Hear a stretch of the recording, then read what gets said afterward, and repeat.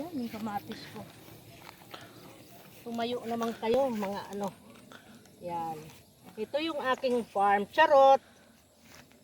Ano yun, ano? Joke lang. Ito yung aking ano, yung cucumber.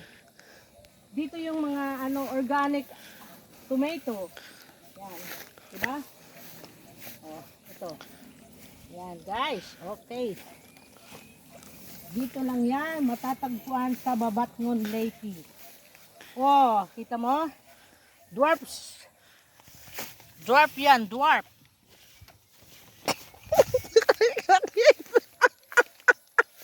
Dwarf eggplant. Yan, may bunga na siya. Yan. Ito yung kalabasa.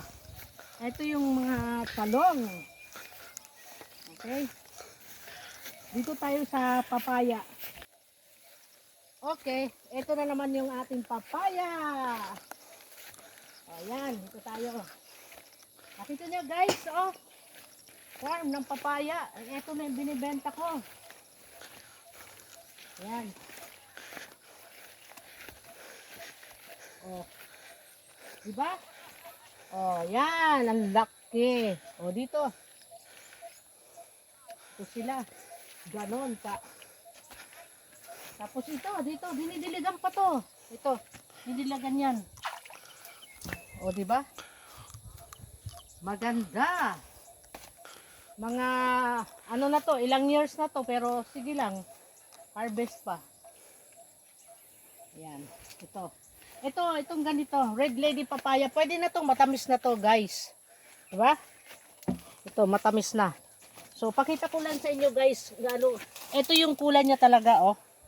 Diba? Yan. Ganito ang kulay niyan. Pero ito, pinapakain to ng mga hayop. Hindi pwede to itapon. Okay? Lagay lang natin to. Okay? Thank you for watching, guys. Yan na. Okay. Ito sila, oh. Diba? Ang ganda. Ang ganda ng ano, puro papaya. Dito makikita mo, syempre. And thank you for watching. And please subscribe to my YouTube channel, Modrasol. Thank you for watching. Yung camera ko nakatakip.